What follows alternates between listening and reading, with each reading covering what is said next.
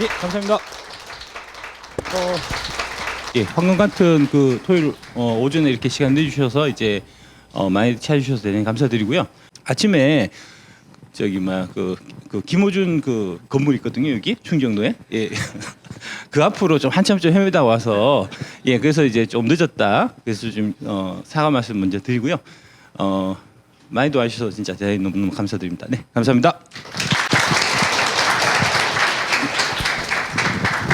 기 오신 분 먼저 앉으고 나서 제가 앉아있죠. 앉겠습니다. 아, 예. 책의 내용과 관련해서 집중적으로 좀 말씀드리겠습니다. 일단 그 아까 인사도 했지만 이렇게 오신 독자분들의 어떤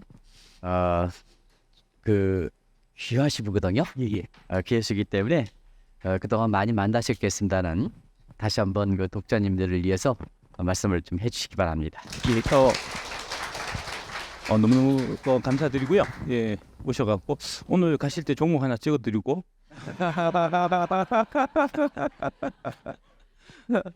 하여튼 뭐 열심히 재밌게 이제 할 수 있도록 하겠습니다. 네, 네. 감사합니다. 여러분 개인적으로 생각하면 박 작가님이 작년에 그 에코프로가 작년 초에 한 11만 원 정도인가요? 이렇게 그렇게 됐죠. 그래서 작년 8월 달에 100만 원이 넘어가지고 그때 그 박 작가님 얘기대로 섰으면 모 증권사에 이렇게 중국의 CATL 같은 추천을 하는 시각이 있었습니다. 완전 정반대기를 가더라고요. 그래서 여러분이 안 돼요. 좀 오늘 하실 때 있잖아요. 예. 작년에 에코프로 같은 이런 돈을 확실히 남길 수 있는 거 좀 이렇게 찍어주시기 바랍니다.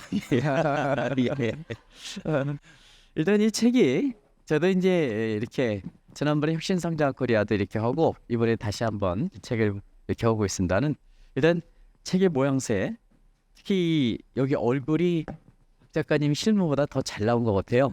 예, 그래서 서서 보십니까? 아니, 네. 일단 이 책을 쓰시게 된 배경 나름대로 이런 제목들의 책들은 상당히 많이 나왔는데요. 특별히 이 시기에 이런 그 밸류에이션 문제 관련해서 쓰신 어떤 동기 같은 거 이런 게 말씀해 주시기 바랍니다. 아, 예.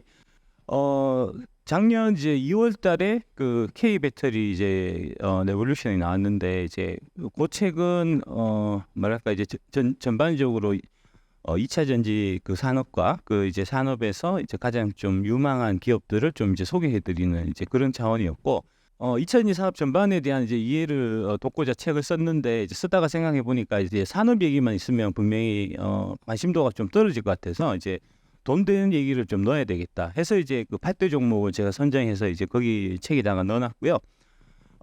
그 8대 종목을 이제 선정한 그 이유에 대해서는 그 책에서는 이제 많이 적지는 않았어요. 다만 사가지고 이제 3년만 갖고 가면은 이제 크게 돈 벌 거다는 이제 그 얘기만 사실은 이제 결론만 적어놨고 그 결론에 대해서 이제 좀 책임을 진다는 차원에서 제가 이제 25년 12월 31일까지 이제 팔지 않겠다라고 여러분들한테 이제 약속드리고 그 약속을 이제 지키느라고 엄청난 재산상의 손실을 지금 입고 있는 중이고요.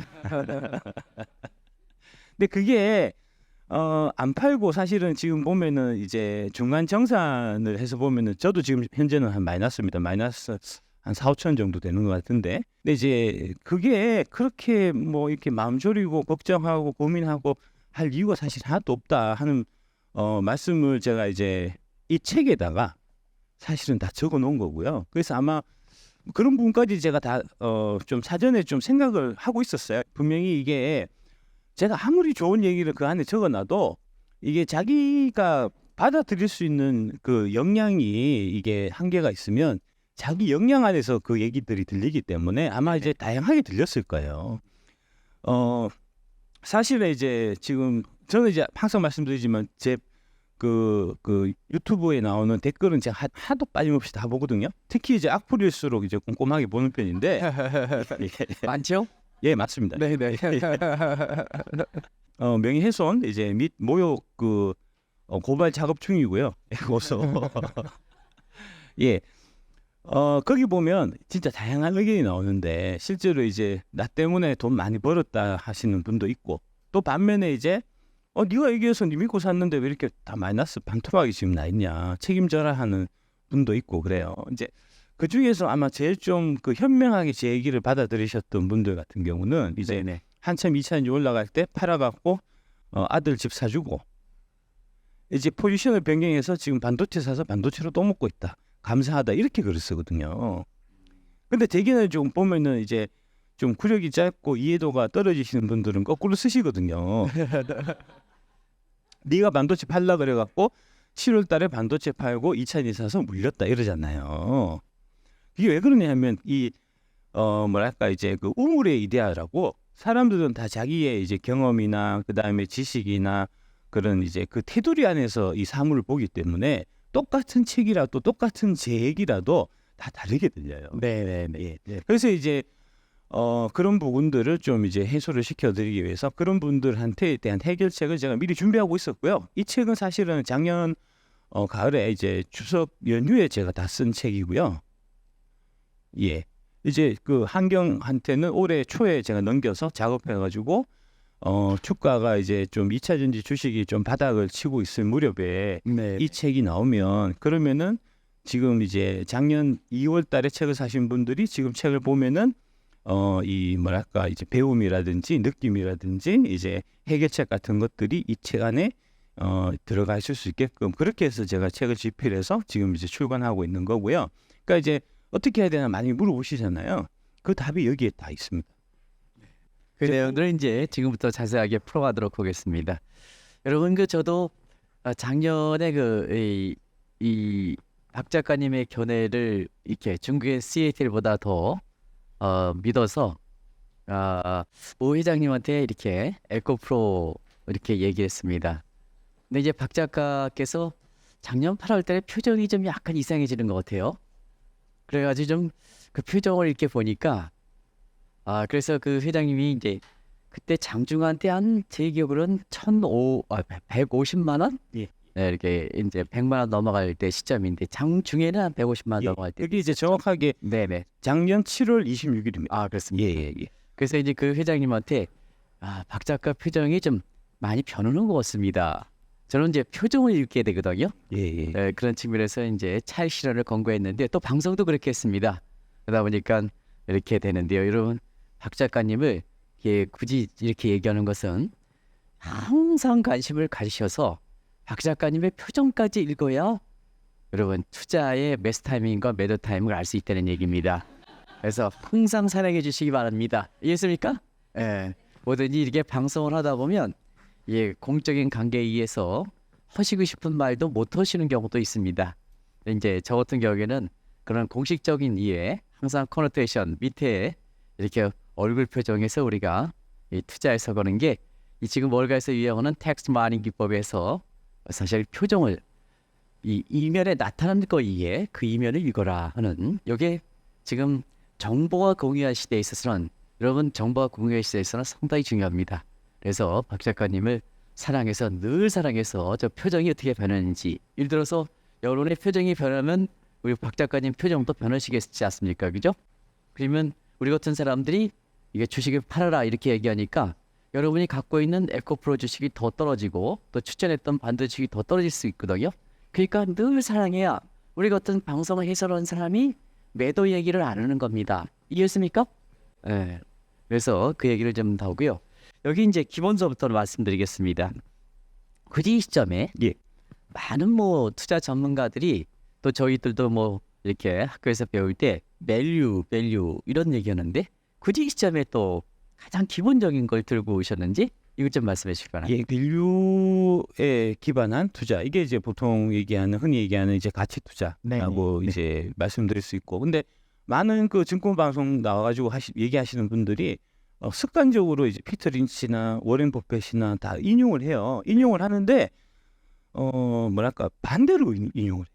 그러니까 그 사람은 그런 얘기 한 게 아닌데 아까 말씀드렸던 이제 우물의 이데아 제가 말씀드렸는데 그런 우물의 이데아에 갇혀갖고 네. 사실은 이 워렌 버핏이나 필스위치 같은 경우는 그 전형적인 이제 장기 투자자거든요. 이제 뭐 워렌 버핏만 해도 이제 코카콜라 한 40년 정도 갖고 가고 뭐 이제 그런 스타일인데 사실은 되게 단타 치시는 분들이 오늘 사서 일주일 있다가 파시는 분들이 얘기할 때는 워렌 버핏, 피터 린치를 막 인용하면서 얘기를 하면서 이게 이제 밸류에 대한 그런 부분들이 너무 이제 우리 시장에서는 좀 많이 왜곡돼 있고 특히 이제 가치 투자 부분에 있어서 이제 두 가지 지금 뭐 한국에 이제 이 펀드를 운용하는 이제 스타일이 있다라고 이제 볼 수 있는데 그래서 이제 가치 투자 간판 달고 접근하시는 분들이 얘기하시는 게 워렌 버핏이나 피터 린치가 추구하는 방향하고는 100% 정반대의 방향을 사실은 얘기하고 있는 거고요. 네네네. 반대로 이제 되게 많은 경우에 특히 이제 미래에셋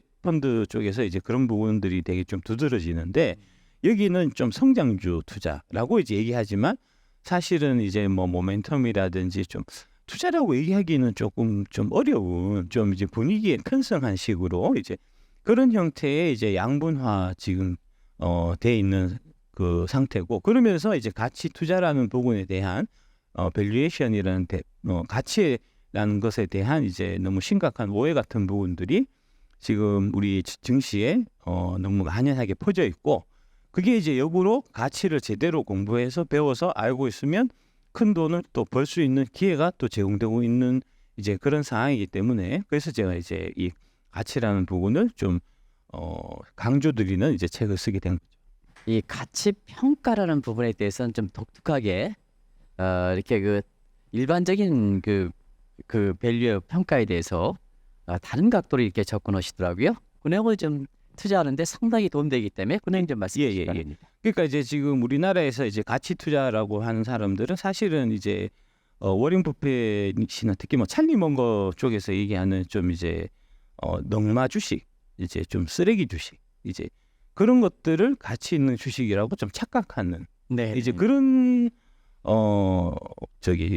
그 투자를 하시는 분들이 이제 되게 많이 있는 거고요. 그러니까 대표적으로 이제 우리가 가치주 하면 저 PER, 저 PBR 뭐 이런 거를 찾는 거거든요. 그런 거 찾아갖고 이제 이 저 PER, 저 PBR 주식은 가치주니까 이거 사서 갖고 있으면 주가 올라갈 거다라고 이제 접근하는 이제 그 형태인데 네네.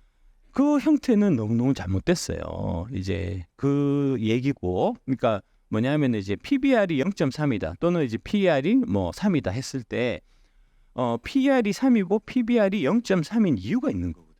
네네. 싸긴 싼데 그 싼 게 빚이 떡이면 쓸모가 없는 겁니다.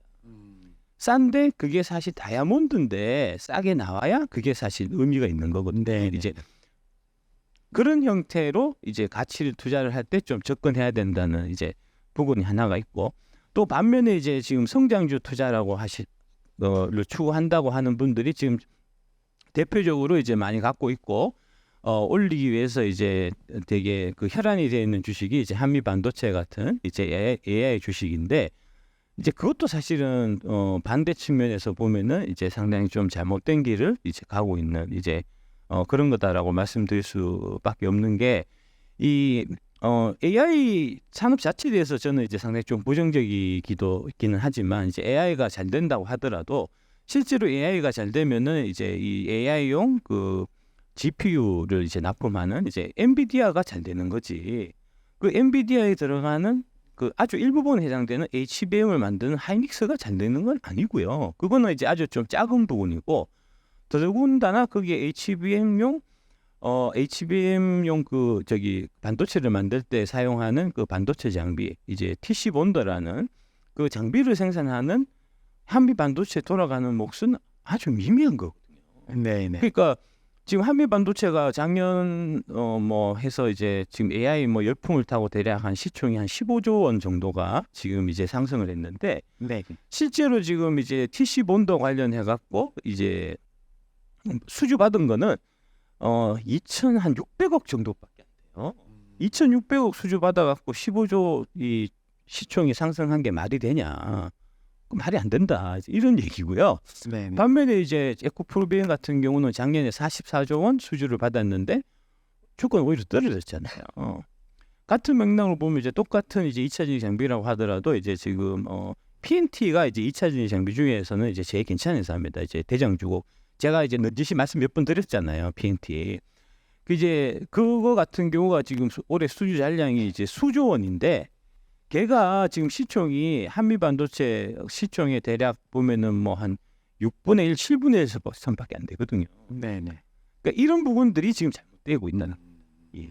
그래서 너무 이제 뭐랄까, 그러니까 지금 AI가 앞으로 되게 유망하다 해서 이제 엔비디아를 이제 적극 매수를 하시라라고 권유하는 건 어느 정도 좀 그래도 타당성이 있는데 AI가 지금 붐이니까 그 붐에 편승할 수 있는 사실은 테마주 성격에 해당되는 한미 반도체나 그 위에 한국의 많은 반도체 장비주를 사라고 얘기를 하고 그 주식이 막 하염없이 올라가고 일종의 이제 뭐 그런 것들이 좀 뭐랄까 테마주 성격인데 그런 테마주 투자를 지금 한국의 이제 이 그 기관 투자자들이 이제 앞장서서 그런 뭐랄까 분위기를 몰고 가는 거는 좀 심각하게 좀 잘못된 거다. 이제 그런 얘기인 거죠. 네, 네. 일반적으로 이렇게 요즘 핫한 종목이 국내에서 보면 SK 하이닉스 반도체, 한미 반도체 이렇게 하는데요. 지금 그에 대해서 밸류적인 측면에서 확실하게 말씀해 주신 것 같습니다. 이 책에서 내용 중에 투자에서 구약과 신약 이 얘기도 이제 독특하게 이제 보여지는데요. 이렇게 그 표현이 작가긴 작가인 것 같아요. 아, 예, 감사합니다. 예. 이런 표현이 나오게 된 배경 어떤 거 말씀해 주실까요? 제가 이제 글 쓰는 재능이 있다는 거는 이제 초등학교 6학년 때 제가 알았습니다. 네. 예. 그 보통 이제 그 여름 방학 때 이제 방학을 이틀 남겨둔 시점에 이제 보면은 방학 숙제를 챙기잖아요. 이제 쭉 챙기다 보니까 일기를 하나도 안 쓴 거예요. 그래서 제가 이제 한 달치 일기를 이틀 만에 다 썼는데 창작했죠. 소설을 막 적어가지고. 예. 그래갖고 이제 냈는데 선생님이 너 일기 안 썼다고 칭찬하시더라고. 그래서 그때부터 내가 글 쓰는 재주가 있구나. 예. 그러면 이제 그렇게 이제 표현을 썼는데 이 책에서는 이런 표현을 하게 됐던 배경 어떤 거 말씀해 주실까요? 예. 그러니까 이제 뭐랄까 좀 갈수록 이제 사람들이 책을 안 읽는 시대이기 때문에 네. 이제 뭔가 좀 명징한 상징이나 표현이나 이런 거를 좀 이제 얘기를 해야 사람들 머리에 좀 이제 제대로 이해가 되기 때문에 그래서 이제 제가 구약하고 신약 얘기를 이제 이걸로 얘기를 하면은 사람들이 아마 좀 쉽게 이해가 되지 않겠나 해서 이제 그렇게 말씀드린 거고요. 이제 이 구약이라고 하는 부분이 이제 바로 저기 벤자민 그레이엄의 이제 그 정권 분석이나 이제 현명한 투자자에 나오는 이제 그런 내용이고요. 이 내용을 지금 철석같이 그러니까 이제 구약을 믿고 있는 지금 소위 얘기해서 이제 그 유대교 같은 이제 그런 사람들이 지금 VIP 자산운용에 이제 최준철이라든지 지금 이제 한국투자밸류 자산운용 하시다가 지금 라이프 자산운용에 이제 이사회장하고 계시는 이제 이천 의장님이라든지 이제 그런 분이 사실은 거기에 해당되고요. 네. 옛날에는 1930년대, 40년대 이렇게 이제 경제가 되게 불황일 때는 이제 미래가 전혀 안 보이던 시대이기 때문에 당장 갖고 있는 현찰이 많은 그래서 이제 이 기업을 통째로 인수해 가지고 시장에 내다 팔고 그 현찰만 챙겨도 돈이 남는 그런 회사들이 되게 많았고요. 네네. 이제 그런 회사들을 위주로 안전을 최우선으로 생각해서 이제 그 투자를 해야 이제 잃지 않는다 하는 이제 잃지 않는 투자 이런 관점으로 이제 접근하신 분이 벤자민 그레이엄이고 그분이 이제 구약이라고 할 수 있고 그 이후에 이제 전쟁이 끝나고 1950년 60년대 되면은 미국이 이제 엄청난 고도 경제 성장을 이제 이루게 되는데 그때가 이제 우리가 흔히 이제 그 골든 에이지 오브 캐피탈리즘이라고 해서 이제 자본주의 황금 시대라고 하는데 그때는 기업들이 계속해서 발전하니까 네네. 지금 당장에 중요한 게 아니고 이 기업이 향후에 10년, 20년 뒤에 얼마만큼 성장하고 커지고 그래서 그 벌어들인 돈을 이제 주주들한테 얼마나 돌려줄 수 있느냐 하는 관점이 훨씬 중요해졌고 그 부분을 이제 그 포커스를 맞춰서 이제 책을 내신 분이 그 필립 피셔의 이제 Common Stocks, Uncommon Profit이라고 해갖고 우리나라 책의 저기 제목으로는 이제 위대한 기업에 투자하라. 이제 그 부분이 바로 신약이고요. 그래서 이제 원래 워런 버핏이 이제 그 벤자민 그레이엄의 제자였기 때문에 처음에는 이제 구약으로 출발해서 잃지 않는 투자 해서 이제 그 기업의 사업 전망은 별 볼 일 없는데 보유한 현금은 되게 많은 이런 회사들을 찾아다녔는데 그 중에 하나가 섬유 사업을 하던 버크셔 해드웨이였고요. 그래서 이제 그 버크셔 해드웨이가 섬유 사업을 하던 그 회사가 지금 이제 엄청나게 지금 커져 있는 거고 근데 이제 그때 그 찰리 먼거가 워런 버핏한테 이제 강요한 게 유대교에서 이제 크리스찬으로 기독교로 개종하라 해서 이제 개종을 한 이제 그게 바로 구약과 신약 이렇게 되는 거고요. 근데 지금 문제가 뭐냐면 이제 최준철의 그 책이 있거든요. 최준철 씨가 이제 최근에 작년인가 뭐 나온 그 이제 가치 투자, 한국식 가치 투자라는 네. 책이 있는데 그 책에 보면은 그 다 구약 내용이에요. 근데 지금 가치 투자한다고 이제 접근하시는 분들이 다 그 책 보고 그런 줄 알거든요. 네네. 근데 그거는 1930년대, 40년대 아무랬던 대공황 시대에나 맞는 방식이지 지금은 전혀 맞지도 않단 말입니다. 그래서 사실은 이제 어떻게 보면은 이제 그 한국의 금융주들 같은 경우에 이제 뭐 증권주나 그다음에 은행주나 이런 것들이 사실은 워렌 버핏적인 관점에서 보면은 투자의 값어치가 하나도 없는 회사예요. 싹 다 없어요. 왜 그러냐면 이제 뒤에도 제가 말씀드리겠지만 워렌 버핏은 제일 중요하게 생각하는 게 이제 진입 장벽이거든요. 네. 해자를 제일 중요하게 생각하는데 대한민국 금융기관들 중에서 해자가 있는 기업이 단 하나도 없습니다. 쉽게 생각해 보시면 여러분들이 지금 은행에 나가 이제 그 뭐 예금을 하나 들어야 되겠다. 이제 보통 예금을 들든지 해갖고 은행을 한다. 그러면은 어느 은행 가시죠? 집 앞에서 제일 가까운 은행 가요. 왜 집 앞에서 가까운 은행 가냐? KB은행이나 그다음에 뭐 농협은행이나 다 그 은행이 그 은행이지 차별성이 없는 거잖아요. 그러니까 그렇게 차별성이 없으면 결국은 은행들이 이제 그 뭐 예금이자 이율 0.1% 더 줘갖고 손님들을 유치한다든지, 네네. 예, 대출이자 0.1% 깎아줄 테니까 우리 은행으로 오라든지. 그래서 이제 한국의 은행주들은 계속해서 재미가 없었고, 그래서 PBR이 되게 낮은 거였고, 그거는 증권도 마찬가지입니다. 동네 가까운 증권사 가서 그냥 계좌 터요. 뭐 누가 이제 특히 은행에서 이제 요번에 증권 계좌 하시면은 이제 1년 수수료 무료 이런 거 하면은 그 증권회사 계좌를 트거든요. 그러니까 그게 수익이 안정적으로 계속해서 늘어나고 이게 확대될 수 없는 차별성이 없는 게 가장 큰 문제입니다. 지금 우리나라 이제 금융기관들은. 그러니까 세계적으로 발전 못하고 지금 이제 작년에 되게 화제가 됐던 게 이제 그 미래에셋은 저렇게 그 어리번쩍한 이제 건물이 있고 금량은 지금 저기 30년 전에 지어갖고 지금 건물이 저렇게 이제 허물어져 가는데 이 금량이라는 회사가 미래에셋보다 시총이 더 높은 게 말이 되냐, 이게 되게 유행했었잖아요. 근데 건물만 그렇게 삐까번쩍하면 뭐합니까? 거기는 한국에서만 이제 좀 행사를 하지 해외 가면은 털리기 바빠요. 실제로 미래에셋이 지금 이제 미국이나 이런데 부동산 왕창 사놨거든요. 그거 그 코로나 이전에 왕창 비싼 돈으로 사놨는데 지금 다 공실 나갔고, 미래에셋만 지금 망하게 생긴 게 아니고 미래에셋 그 부동산 펀드에 돈 맡긴 사람도 같이 망하게 돼 있는데 그 돈 맡긴 사람 중에 핵심 중요한 사람이 국민연금입니다. 이러니까 제가 이 증권, 대한민국 증권, 은행 이런 애들, 금융계들 좀 정신 차려라. 아니 지방에 저 부산에 저 학고방 같은 저기 금양은 지금 세계를 무역을 해갖고 배터리 만들어서 팔로 다니고 몽골에 그다음에 이제 콩고 DRC에 지금 리튬 캐로 다니는데 니네는 한국에서 돈 모아갖고 해외 외국 갖고 가서 저기 뭐야 사기나 당하고 털리기나 하고, 아니 그러면서 뭐 잘났다고 잘난 척을 하냐 라고 얘기를 하니 듣기에 기분이 나쁘겠죠. 듣기에 짜증나고 그렇겠죠. 그렇다고 해서 집에 압수수색을 들어오면 안 된다는 말입니다.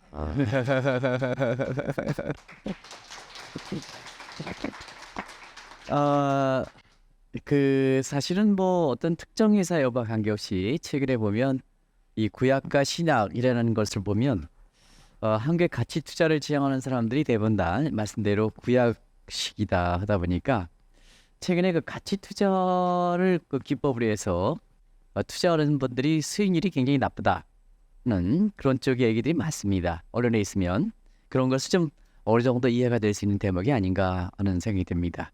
우리가 보면 이제 최근에 보면 뭐 박 작가님한테 양해를 구하고 좀 말씀드리겠습니다는 사실은 그 올해 PBR이든가 정부의 밸류업 차원에서 여러분 아시겠습니다는 모 증권사가 저포 종목만 전부 따지고 어떤 지금 말씀대로 이것이 쓰레기 회사인지 아니면 금빚이 내재되어 있는 걸 관계없이 그냥 저포만 때리고 저 PBR 종목해서 여러분한테 앞으로 이 종목 간다 하는데, 사실 지금까지 1월서부터 한 4개월이 지났습니다는 지금 박 작가님 말씀대로 확실하게 밸류가 있는 데에는 저 PBR 종목이 더 올라가는 거고, 그다음에 아무리 그 PBR이 낮다 하더라도 PER이 낮다 하더라도 사실은 지금 말씀한 대로 저는 뭐 종교를 믿는 사람이 구약과 신약이라는 표현을 쓰지는 않겠습니다.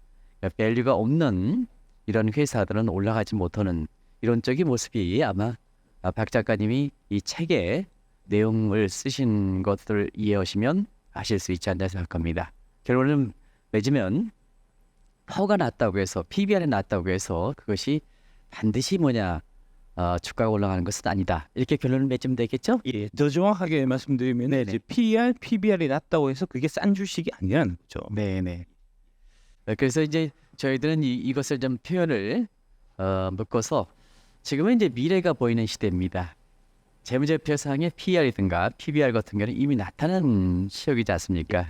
그래서 우리는 오히려 투자는 미래라는 관점에서 보면 PER과 PBR의 가치기보다는 소위 PPR 지표라든가 페이턴트 레이쇼, 어떤 기술의 특허권 같은 미래 잠재 가치인가, 그다음에 성장성 지표인 PSR 지표 같은 거, 그리고 지금은 프라이스 투 드림 레이쇼라 해서 꿈의 지표 이런 여러분이 굉장히 이런 지표들이 좀 뭘까 해서 많이 각광을 받는 것도 결국 미래의 가치를 보여줘야 지금은 PER이 낮다 하더라도 사실 미래 가치가 보여지지 못하면 주가가 뜨지 못한다 하는 그런 것과 일맥상통하는 것이 아닌가 하는 생각이 듭니다. 예, 네. 예. 사실 여러분이 가치 얘기할 때 워렌 버핏 그다음 피터 린치를 보통 한 개 밸류에이션과 관련된 책들은 다 그렇게 써 있더라고요. 근데 이제 여기 오신 분들을 위해서 일단은 다른 단계를 넘어가기 전에 워렌 버핏과 그다음 피터 린치의 가치 투자 요즘 개념을 예, 예. 이 책에 아주 잘 써 있더라고요. 그걸 좀 말씀해 주시기 바랍니다. 예. 뭐 그거 다 있지만 다시 한번 좀 이제 강조해서 좀 말씀드리는 차원으로 이제 워렌 버핏의 투자법을 이제 단 한마디로 말씀드리면 위대한 기업을 적정한 가격 혹은 적정한 가격 이하에 사서 별일 없으면 끝까지 들고 와라는 게 이제 워렌 버핏의 투자 방법의 좀 핵심이고요. 여기서 이제 위대한 기업이라는 건 뭐냐? 위대한 기업이라는 거는 해자가 있는 기업. 이제 해자가 깊고 넓고 그 안에 이제 상하가 살면 가장 좋겠다라고 이제 한 게 그 워렌 버핏이고요. 여기 이제 해자에 관련해서 해자는 이제 뭐랄까 경제적 진입 장벽, 기술적 진입 장벽 이제 이런 걸로 좀 이해하시면 쉬운데 그 다음에 이제 피터 린치 같은 경우는 이 많은 정보들이 있잖아요. 그 정보들 중에서 진짜 정보, 가짜 정보를 자기가 직접 발로 눈으로 띄고 확인해서 진짜 정보에 포커스를 맞추고 가짜 정보가 만연한 상태에서 이제 숨겨져 있는 진짜 정보가 있을 때 그게 사실은 이제 뭐랄까 되게 의미가 있는 이제 그런 거니까 이제 그런 이제 발로 뛰는 투자를 이제 확인하는 탐정처럼 이제 확인하는 그런 방식의 이제 투자를 피터 린치는 되게 이제 방법을 많이 썼고요.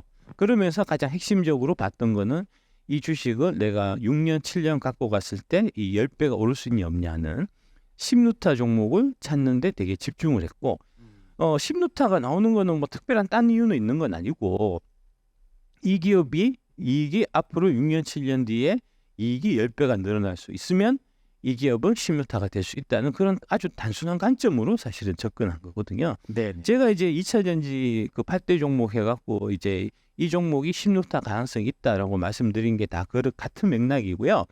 이제 25년, 26년에 이제 2차 전지 빅뱅의 해가 도래하게 되면은 지금 이제 미국이나 뭐 유럽이나 이런 데 짓고 있는 공장들이 다 완공이 될 거고 그 공장이 안정화돼서 거기서 매출이 쏟아져 나오게 되면은 그러면은 이제 매출 이익이 한 10배 정도 다들 이제 증가할 수 있는 그런 가능성이 있기 때문에 그래서 제가 그 K 배터리 레볼루션에서 이거 한 3년 정도 갖고 가시면 이 안에서 10배 나오는 종목들이 있을 거다 하는 그래서 이제 제가 그렇게 말씀드린 거고요. 정밀하게 계산하면은 대략 한 7.3배 정도 나오는데 예. 네, 예. 그 책 쓸 때 이제 10배 간다 해야지 또 호기심에 가서 이제 또 보고 라임이 좋잖아요, 라임이. 예, 그런 약간의 좀 이제 마케팅 쪽인 좀 이제 이 뭐랄까 양념은 항상 좀 쳐져 있다. 저는 항상 말씀드릴 때 한 105% 정도로 얘기하자 하고 항상 생각하고 얘기하거든요. 그래서 105% 얘기해도 알아서 5%는 감에서 들으니까 이제 그런 5%의 이제 양념은 항상 들어있다는 거는 항상 좀 유념을 하고 들어주시면 좋겠습니다. 네, 작가가 다 되신 것 같습니다.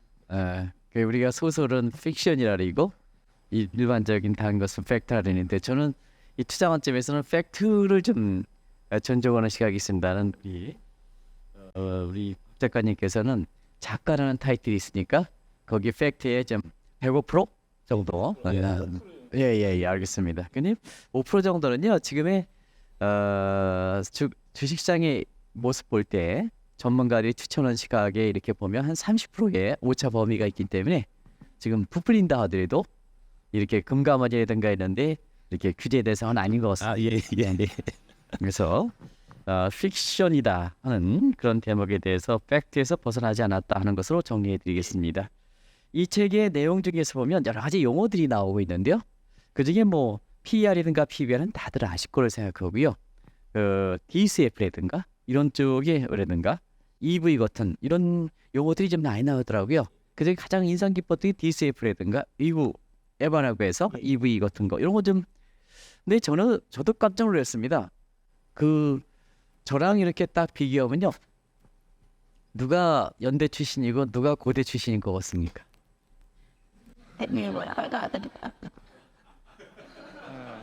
제가 첫 학교는요 운동을 해가지고 다 다니지 못했습니다는 첫 학교는 고대였습니다. 그래서 학부는 제가 이제 고대에다가 운동을 좀 세게 해가지고요 저는 학교에서 잘렸습니다. 제적을 당했습니다. 그래서 한국은행에 첫 지장 들어갔을 때 그게 이제 문제가 돼서 못 들어갈 뻔했습니다. 그래서 그런데요 이렇게 얼굴 보기에는 제가 좀 죄송합니다는 좀 연대 출신 같죠? 여기는 좀 이렇게 고대 출신인데 제가 그 대학 다닐 때부터 너는 고대를 갔어야 되는데 이런 얘기를 진짜 많이 들었어도 너 얼굴이 이것은 박 작가님에 대해서 한게 사회적으로 여러 가지 그 영향력 있는 얘기가 하고 하여튼 비판 시각이 많기 때문에 아마 제도금융권에서 얻은 박 작가의 이력에 대해서 여러 가지 논란이 있는데요. 제대로 공부하셨더라고요. 연대 출신이고 예. 또 오랫동안 기업의 밸류와 관련해서 되게 비판하는 사람들보다도 더 오랫동안 구력을 갖고 있으시더라고요. 그래서 그런지 아마 여기 계신 분들도 박 작가 얘기에 대해서 상당 부분은 신뢰성이 있고 상당히 나름대로 사실 저도 방송을 찍는 걸 의식해야 되기 때문에 이렇게 내면을 말씀드리지 못합니다는 상당히 좀 이렇게 바탕이 아주 견실하다 하는. 그래서 이 용어 자체 같은 거 DCF라든가 에버 같은 거 이런 거 좀 시청자 여기 오신 분한테 말씀해 주시기 바랍니다. 그 DCF는 이제 미래에 발생할 이 기업이 벌어들일 돈을 다 이제 현가시켜 갖고 이제 그 가치를 계산하는 이제 그런 방식이고요. 네네. 그러니까 DCF가 사실 엄밀하게 얘기하면 가장 정확한 방법이에요. 그래서 제일 먼저 썼고요. 예. 그게 가장 원칙적이고 기본적인 거예요. 그러니까 네. 워렌 버핏은 DCF 쓰는 것 같아요. 느낌에 이제 말씀하시는 거 보면 그분은 뭐랄까 뭐 워낙 좀 컴퓨터 같은 머리를 갖고 계셔서 그런지 거의 DCF적으로 접근하시는 것 같아요. 그 책 보면은 사실은 그런 내용들이 많거든요. 근데 너무 어려우니까 DCF는. 그래서 이제 뭐 우리가 10년 동안 이 기업이 얼마만큼 벌어들일지를 다 이제 예상을 한다는 게 사실은 말은 그렇지만 좀 쉽지는 않잖아요. 그러니까 그래서 대신에 좀 간편하게 PER을 쓰는데 PER을 이제 제가 말씀드리는 거는 3년치 PER을 계산해야 된다. 올해, 내년, 내후년까지. 그 정도만 대충 계산해서 이제 적용을 해도 조금 뭐랄까 좀 충분하고 다만 이제 아까 말씀드렸던 대로 이게 DCF의 간편법이기 때문에 PER을 잘 이제 해석을 활용을 좀 해야 되는 이제 그런 부분들이 있고 그 부분들은 사실은 어떻게 보면은 이제 좀 뭐랄까 경험이나 이런 구력 같은 부분들이 좀 많이 필요한 거여서 계속 해봐야 돼요. 계속 하고 좀 틀린 부분은 내가 수정해서 하나씩 배우고 그렇게 하면서 이제 조금씩 발전해 나가는 이제 그런 식으로 가는 게 제일 좋고요. 그러니까 이제 제가 말씀드리는 게 5개에서 10개 사이에 포트폴리오를 구성해서 3년을 갖고 가라. 그러면 이제 그 전에 5개에서 10종목을 여러분들이 선정을 해서 3년치 이제 이익을 다 계산해서 이제 그 영업이익 곱하기 80%한 거를 이제 그 당기 순이익의 대용품으로 쓰라고 제가 말씀드리잖아요. 그렇게 해서 이제 계산을 해서 3년치를 계산한 다음에 PR을 계산을 해서 이제 그 PR이 3년 뒤에 이렇게 되면은 아마 3년 뒤에는 이 기업이 PR은 어느 정도 받을 거니까 거기랑 같이 하고 이제 밸류를 계산해서 그 테이블을 하나를 만들어 갖고 그 테이블에 따라서 투자를 하고 그럼 3년 동안 쭉 갖고 왔으면 3년 뒤에 이걸 열어보면 내가 3년 동안 이제 이익 예측했던 거 하고 실제치하고 차이점이 생길 거잖아요. 그럼 그 차이점이 왜 생겼는지 그런 것들 또 검토해서 이제 그런 식으로 계속해서 이제 이 트라이얼 에러를 이제 계속해서 반복하면은 그런 과정을 통해 갖고 이게 제대로 좀 더 밸류를 보다 또 정밀하게 할 수 있고 그 다음에 PR이 몇 배를 받아야 되는지를 이제 좀 감을 좀 가질 수 있는 이제 그런 형태가 되니까 저 같은 경우는 이제 일기 쓰고 뭐 이렇게 기록을 남기는 거를 아주 좀 싫어하는 좀 게으른 스타일이어서 이제 저는 안 쓰는데 네네. 그 일기 쓰고 이런 거 좋아하시는 분들 많이 있잖아요. 기록하고 하시는 분들은 그런 분들은 꼭 투자 일지 같은 것들을 써서 그런 것들을 좀 기록으로 남겨두고 나중에 다시 좀 이제 되새김하고 하면서 조금씩 이제 발전하시는 이제 그런 부분들이 제일 좀 좋을 것 같고요. 이제 EV EBITDA 같은 경우는 이제 그 설비 투자가 많이 이루어지는 지금 이제 특별히 이제 2차 전지 관련된 기업들이 이제 EV EBITDA 그러니까 설비 투자가 많이 이루어지고 있기 때문에 사실 그 종목 간의 상호 비교를 할 때는 이제 EV EBITDA를 통해서 상호 비교를 해주는 부분이 좀 보조적으로 PR에 좀 보조적으로 좀 이제 그 좋은 측면이 있고요. 뭐 관련된 내용은 이제 그 책에 자세히 적어놨으니까 그거를 좀 이제 확인해 주시면 좋을 것 같습니다. 네. 책의 내용에서 사실은 투자 관련된 책은 제가 잘 안 읽습니다는 이 박 작가 책은 다 읽었습니다. 2번 읽었습니다. 그래서 오늘 그 내용에 대해서는 이게 파악하고 있는데요. 이례적으로 이 지표들 문제에 대해서 많은 할애를 하고 특히 이제 제가 인상 깊었던 것은 이런 밸류에이션 평가할 때 또 그와 관련된 가치 투자할 때 가장 많이 활용하는 것이 여러분도 아시겠습니다는 우리가 밸류업 대책에 저 PBR 1번씩 부에서 저 PBR이라는 것이 이제 여러분한테 와닿습니다는 가치 투자할 때는 PER 지표가 가장 많이 국내에서 냈지 않습니까? 근데 그 PER 지표를 할 때 부분적으로 지금까지 말씀해 주셨습니다는 요 PER 지표를 가치 투자로 활용할 때 유의할 점에 대해서 많은 이렇게 책에 이렇게 지면을 할애했더라고요. 그 유의할 점 다시 한번 부분적으로 얘기하셨겠지만 말씀해 주세요. 우리가 PR을 보는 거는 결국은 이제 이 기업의 이 기업이 영업을 통해서 이제 수익을 거둬들일 수 있는 능력을 우리가 확인하는 거거든요. 네네. 그러니까 이제 만약에 뭐 쉽게 말씀드리면 이제 네이버가 이제 그 라인을 일본 소프트뱅크한테 이제 2021년에 넘겼는데 그때 넘길 때 15조 원의 장부상 그 이익이 생겼어요. 네. 그 장부상 이익을 그대로 감안해 갖고 PR을 계산하면 그때 당시 네이버가 PR이 2배가 안 됩니다. 그러면 야, 2배도 안 되니까 이거 되게 싸네. 이렇게 해서 접근하면 그건 완전 미련한 짓이거든요. 그러니까 그런 이제 일시적인 이익이나 비용 부분들은 다 제하고 봐야 되는 거고요. 그러니까 이제 같은 맥락으로 보면 이제 지금 에코프로비엠 적자인데 이게 무슨 밸류가 있냐? PR이 지금 적자라서 안 나온대 뭐 이런 얘기 하잖아요. 근데 이제 그런 부분도 마찬가지로 그게 원자재 가격에 이제 3개월 그 레깅되는 효과 때문에 이제 일시적으로 좀 분기에 영업 손실이 생긴 이제 그런 맥락이거든요. 그러니까 이제 그런 맥락들을 다 제거하고 좀 긴 안목으로 봤을 때 이 기업이 평균적으로 얼마만큼의 이익을 따박따박 낼 수 있는 그런 회사냐 하는 관점으로 PR을 접근하시는 게 맞고요. 그래서 이제 제가 그 단기 순이익보다는 영업이익이 이제 이 기업의 본질적인 영업 성과를 나타내는 지표이기 때문에 영업이익에 곱하기 80%한 거를 이제 단기 수익의 대체품으로 쓰시는 게 이제 간편하게 좋을 거다라고 이제 제가 말씀드리는 게 이제 다 그런 이유고요. 그러니까 그런 관점으로 보셔야 된다 하는 부분. 그 다음에 또 한 가지 좀 덧붙여서 말씀드리면, 그러니까 그런데 이제 분기별로 보더라도 지금 이익이라고 하는 거는 되게 들쭉날쭉해요. 때게 갑자기 확 생기기도 하고 갑자기 적자로 막 돌아서기도 하고 하니까 근데 이거를 1년 뒤에 2년 뒤에 3년 뒤에 이사가 영업이익이 어떻게 발생할지 도대체 어떻게 알 수가 있냐. 이게 너무 이제 미지수 아니냐 이렇게 느끼실 수가 있거든요. 근데 이제 대기의 기업들은 다 그렇습니다. 사실 이익이 어떻게 될지 잘 몰라요.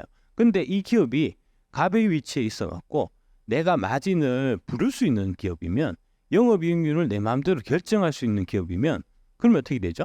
그러면은 영업이익을 우리가 합리적으로 예측이 가능해지는 거죠. 네네. 그래서 가격 결정권이라는 부분이 중요한 거고요. 프라이싱 파워라는 부분이 중요한 거고요. 그 프라이싱 파워가 유지가 되기 위해서는 반드시 필요한 게 해자거든요. 그래서 워렌 버핏이 프라이싱 파워, 해자, 그 다음에 이제 그래서 이제 그런 부분들, 위대한 기업에 초점을 맞춰야 된다고 하는 부분이, 위대한 기업이어야지 미래를 예측이 가능한 거거든요. 그러니까 이제 최근에 이제 SKC나 엔캠 같은 이제 기업이 2차 전지 주가가 좀 많이 올랐는데, 제가 사실 우려되는 부분이 바로 그런 부분입니다. 그러니까 이게 공장을 지금 미국에 막 짓고 있어 갖고 이게 이제 뭐랄까 매출 볼륨 외형이 커질 거는 명확해요. 근데 다 공장을 다 지어 갖고 매출 볼륨이 확 커졌을 때, 그때 이제 이 뭐랄까 셀사에서 이제 SKC나 그다음에 엔캠 쪽으로 가서 너네가 요번에 공장 이렇게 많이 지어 갖고 이렇게 이제 매출도 많이, 우리 때문에 매출도 이렇게 많이 늘고 했는데 마진을 7%는 좀 너네 많이 갖고 가는 것 같아. 마진 한 5% 정도로 좀 조정하면 어떻겠냐? 라고 얘기할 수 있는 그런 여지가 있거든요. 그러니까 이제 스키즈를 당할 수가 있습니다. 이게 CR이라고 하는 코스트 리덕션을 당할 수 있는 거기 때문에, 그래서 이 뭐랄까 양극재 같은 경우는 큰 소리 칠 수 있거든요.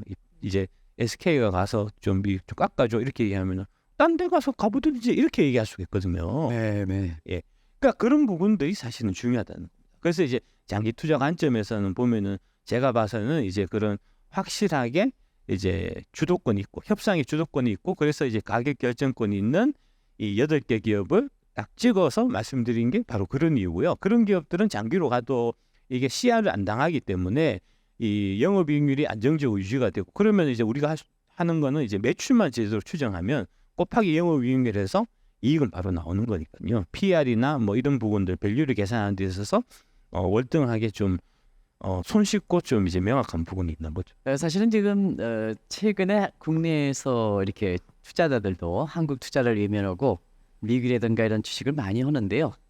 지금 여러분 아시겠습니다만 가장 핫한 종목이 엔비디아 같은 이런 종목들입니다. 아마 작년에 국내 주식에서 에코프로 같은 8월 달에 이 시점과 비슷한 게 아닌가 하는 생각이 드는데요.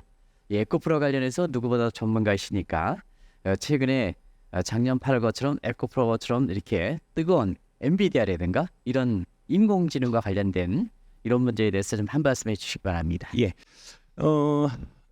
조금 좀 제가 봐서는 계속 좀 이제 좀 조심하실 필요가 지금 이제 있는 시점이 된 것 같고요.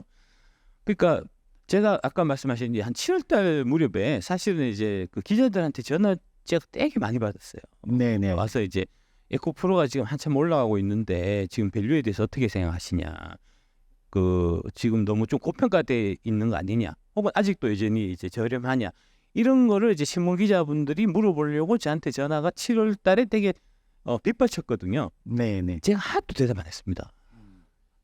다 끊었습니다. 안 그래도 사람들이 지금 포모 현상 때문에 2차 전지 막 사러 막 들어오는데 그 포모를 부추겨 갖고 이게 막 미친 듯이 너무 많이 올라갈 수 있는 그런 위험성이 있고, 나중에 떨어졌을 때 떨어지고 나면 그 책임이 나한테 다 오거든요. 반대로 내가 너무 고평가돼 있다 라고 하면 안 그래도 이제 그 공매도 치는 기관들이 이제 있고 막 올라가갖고 되게 이제 힘들어하는데, 그거를 막 확대 재생산해갖고 네. 막 카톡 돌리면서 배터리 아저씨도 이거 다 비싸다 얘기했다 하면서 떨어뜨릴 게 너무 뻔하거든요, 그게. 그래서 제가 이제 그때는 이제 입을 닫고 있었던 거고요.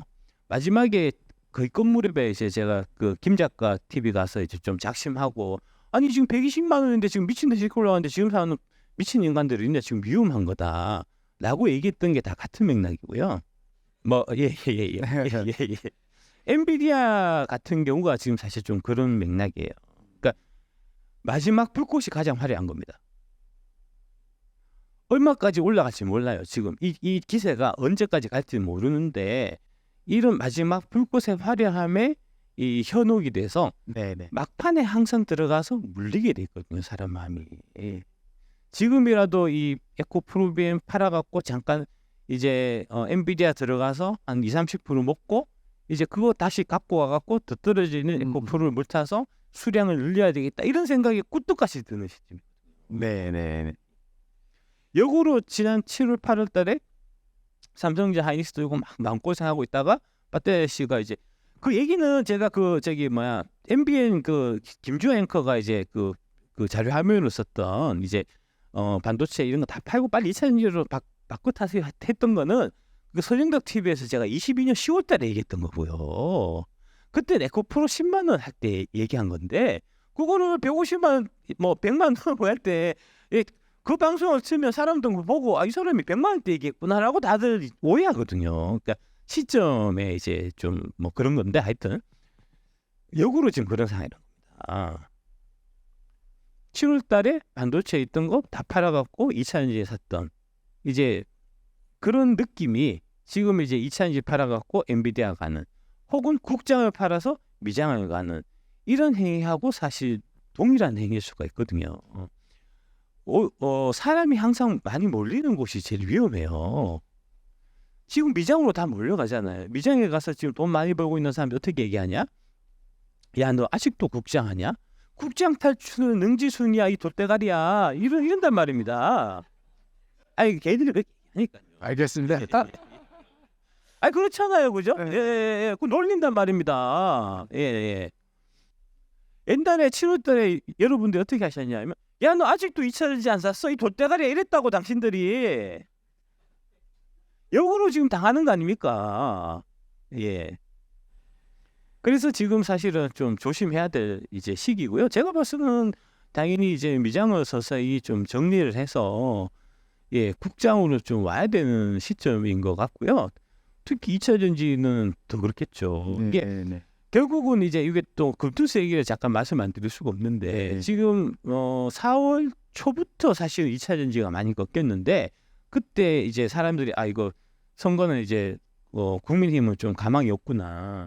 그런 분위기가 이렇게 이제 되면서 민주당이 되면 금투세가 통과되고 그러면은 이제 개인들 갖고 있는 주식들을 많이 던질 수밖에 없으니까 과거에 벌었던 거는 팔고 이제 25년으로 넘어가야 되는 거니까 2000년이 그때부터 떨어진 거예요. 4월 달부터 4월 5월 2달 동안 많이 떨어진 거거든요. 그래서 그리고 이제 떨어지고 그다음에 하반기를 보니까 암만 해도 이게 이제 금투세 도입 관련해 갖고 아직도 답이 없고 이게 좀 불안하고 하니까 더 팔아서 서서히 이제 미국장 갈까 아니면 부동산 갈까 이렇게 지금 일단은 좀 대기 상태란 말이에요. 돈이 빠져나가는 상태란 말입니다.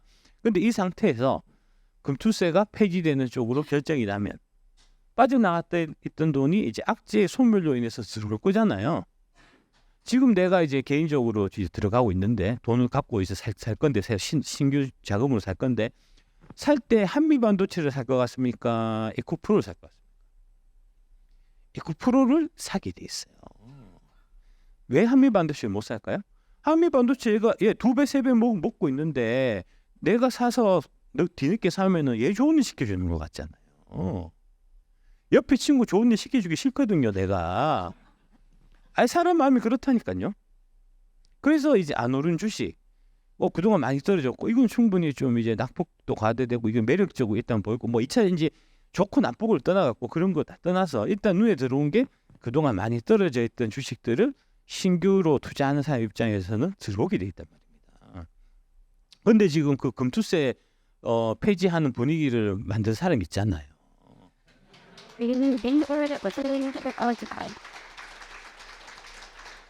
네.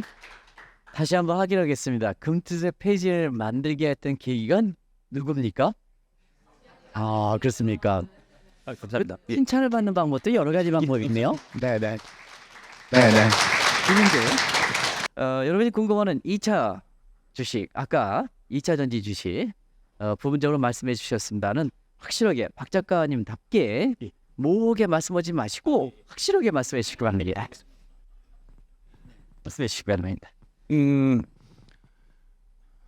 그러니까 가장 이제 베스트한 이제 방법이라고 보면 지금 와서 이제 복귀를 해보자고 하면은 이제 7월 달에 그때 쇼트 스퀴즈가 막 터지면서 한참 올라가고 사람들이 다 2차전지 2차전지 하고 할 때 비중을 조금 줄였다가 지금 좀 이제 아주 침울해져 있는 지금 다시 늘리는 이 방법이 사실은 가장 좋은 거죠. 그래서 제가 이제 그 5월달, 6월달 그때 이제 그 한주주님하고 이제 일부러 제가 그걸 했었어요. 그 주주 상담소. 여러분들이 아마 그런 생각들 할 것 같아갖고 그런 이제 사연 같은 거 제가 이제 상담해 드리고 있었잖아요. 그때 계속 말씀드렸던 게 이제 현금이 9대 종목이다. 말씀드렸던 게 그런 거고 현금 보유 비중의 중요성에 대해서 다시 보시면 그때 이제 6월, 7월 뭐 이때 보시면은 이제 현금 보유의 중요성에 대해서 제가 워렌 버핏이나 뭐 이런 얘기를 계속 인용하면서 말씀을 많이 드렸었거든요. 근데 그거를 제가 말씀드리면서도 분명히 이분들이 못 쫓아올 거라는 것까지 나는 생각했어요. 예. 네네. 그 사연들을 왜 보냐면 사연들을 보면은 이 사람들이 평균적으로 어떤 생각을 갖고 있는지가 익히거든요. 4월, 5월 달에 막 올라갈 때 어떤 형태의 이제 상담 같은 게 있었냐면은 제가 이제 한 200만 원 벌고 있는데 이제 그 이 노동을 통해 갖고 지금 한 달에 2천만 원 벌었다. 노동 때려치우고 전업 투자가로 제가 전업하면 어떠냐. 그런 이 상담 이런 것도 많았거든요. 그걸 보니까 이제 제가 딱 생각났던 게 그저 피터 린치의 명언. 이제 주가가 올라갔고 이제 생기는 교만한 마음은 주가가 하락하면 완벽하게 치유된다. 아마 이제 그분들 다 이제 치유되셨을 거고, 예, 노동 소득의 중요성에 대해서 다시 한번 이제 깨닫게 되는 이제 그런 계기가 되지 않으셨을까 싶고요. 그래서 이제 그렇고, 그게 이제 가장 좋은 방법이겠죠. 첫 번째. 두 번째는 뭐냐? 그때 제일 올랐을 때 안 팔았어요. 안 팔고 그냥 계속 들고 있어서 지금 떨어지는 거 다 두들겨 맞았어요.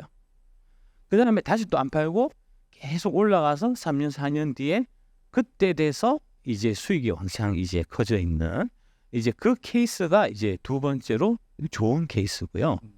예. 예. 근데 제 경험으로 보면은 그 1번 케이스하고 2번 케이스하고 그 금액의 차이는 사실은 되게 미미합니다. 그래서 제가 이제 이 그 노자 도덕경에 나오는 이제 대지야구 대교 약줄이라고 그 부분을 강조해서 말씀드린 거고요. 네네. 예. 그러니까 워렌 버핏이나 피터 린치 같으면 어떻게 하냐? 안 사고 안 팔아요. 두 번째예요. 첫 번째 아니라고. 지금 보면 우리가 이제 다 끝난 상태에서 다시 이제 복귀를 해보면 150만 원대 내가 팔았어야 되고 50만 원대 다시 샀어야 되고라고 생각하잖아요.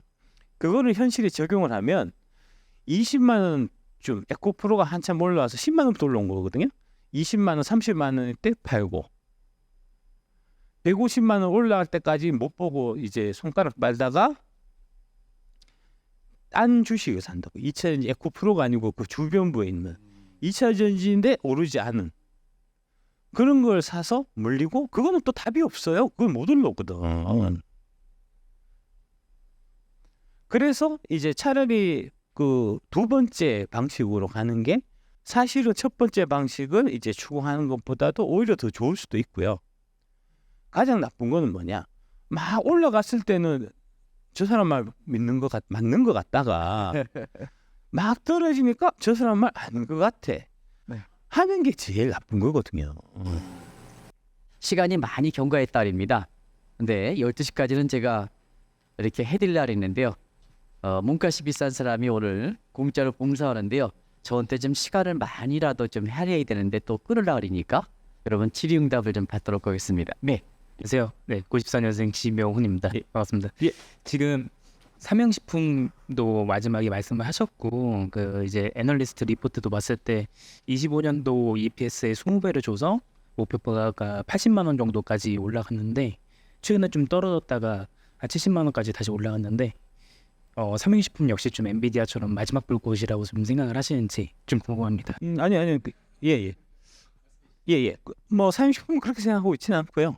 예. 그러니까 제가 이제 그 밸류에이션 클래스 할 때 사용식품을 제가 일부러 다뤘어요. 이거 갈 것 같아 갖고 될 것 같아서 제가 일부러 말씀드렸던 거고 그때 영업이익률을 제가 13%로 적용했거든요. 지금 이제 1사분기에 21%가 나왔어요. 영업이익률이. 이게 이제 일시적인 걸 수도 있고 구조적인 걸 수도 있습니다.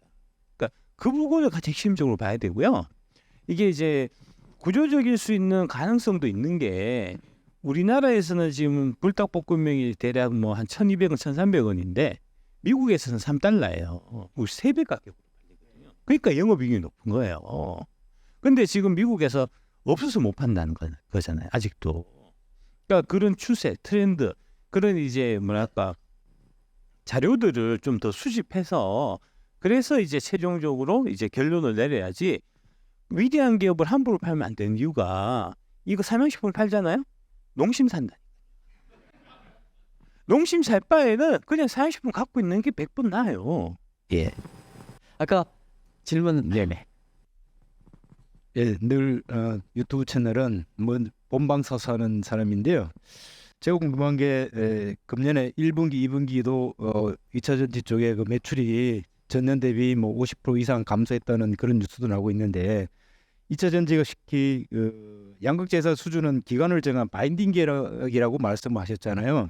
근데 바인딩 계약만으로도 매출이 꾸준히 나와야 되는데 이렇게 매출이 전년 대비 이렇게 50% 이상씩 떨어지고 하는 이유가 어떤 건지 아니면은 그 바인딩 계약이 계속해서 뭐 7년 44조를 계속 꾸준히 뭐 n분의 1씩은 아니지만은 뭐 그렇게 계속하고 있는 건지에 대한 궁금증이 있습니다. 그 바인딩 계약임에도 불구하고 이제 1, 4분기 이제 실적이 반으로 줄었잖아요. 그 이유를 아시죠? 예. 그거 아시면 되잖아요. 이유가 뭐죠? 설명 한번 해보십시오. 예. 그렇습니다. 예, 그렇습니다. 예. 그 44조 이제 바인딩 계약으로 하는 것도 사실은 금액 베이스가 아니고 물량 베이스. 예. 결국은 3년 뒤에 우리가 추정해야 되는 거는 P 곱하기 Q인데 Q는 고정값이고 P 값만 달라지는 거잖아요. P 값이 어떻게 될지를 우리가 예상을 해야 되는 거고 그 예상에 따라서 매출액이 나오고 그 다음에 곱하기 영업이익률 해서 이제 영업이익에 곱하기 80% 하면은 이제 당기순이익이 나올 거고 그걸 이제 역산해서 이제 시총을 우리가 이제 생각해 볼 수 있는 거니까 그런 관점으로 접근하시면 되겠습니다. 네. 시간이 많이 경과돼 가지고요. 이렇게 오늘 이렇게 여기 오신 프로에 오신 분뿐 아니라 이 박 작가님을 사랑하시는 분들이 이 화면을 통해서 지금 그 앞으로 많이 보실 거로 생각하는데요. 전체적으로 독자분들한테 한 말씀 하시면서 예. 이것을 마무리하도록 하겠습니다. 네. 두 가지를 제가 꼭 좀 당부드리고 싶습니다. 첫 번째는 그 옆 사람이 내가 이제 주식이 마이너스 나서 손실을 보고 있는 와중에 옆 사람이 주식으로 돈을 벌고 있잖아요. 예, 배아파하지 마시고 박수를 쳐주십시오. 마음을 고쳐 먹으셔야 돼요. 예. 그 다음에 두 번째로 이제 작년에 이제 그 찍힌 그 금액이 다 기억하실 거잖아요. 이익이 그때는 이익이 얼마까지 났었다 기억하실 거잖아요. 그 기억을 빨리 지우십시오. 예. 그 기억을 하고 있으면 다음에 다시 올라가서 그 금액 근처 갔을 때 반드시 팔게 돼 있습니다. 그때에 비해서 지금 얼마가 마이너스니까 그 얼마가 마이너스 난 금액이 지금 손해라고 생각하잖아요. 손해라고 생각하지 마시고 비용이라고 생각하셔야 돼요. 더 크게 내가 더 크게 한 번 더 태우기 위해 갖고 내가 투자한 투자라고 생각하셔야 되고 비용이라고 생각하셔야지 그래야지 나중에 다시 고점에 갔을 때 이게 함부로 손이 안 나가고 그러면서 그 이상으로 더 올라가고 해서 재산을 더 불릴 수 있고 그래야지 심루타가 나오는 거거든요. 그 두 가지를 꼭 말씀드리고 싶습니다. 네. 사실 오늘 그 기후도 이렇게 덥고 비가 오고 이런 것도 토요일인데도 불구하고 이렇게 나와주신 데 대해서 박 작가님 포함해서 여기 오신 분에 대해서 한경 BP의 김수원 대표를 대신해서 제가 감사한 말씀을 드리겠습니다. 그래서 그리고 여러분 이 책이 여기에 있습니다는 지금 베스트셀러더라고요. 예, 감사합니다. 네. 예. 고맙습니다. 그런 책을 많이 좀 주변에 좀 이렇게 홍보 좀 해주시기 바랍니다. 좋은 책이니까. 그래서 서로가 이 자리를 서로가 박수를 치면서 마무리하도록 하겠습니다. 고맙습니다. 예, 감사합니다. 감사합니다.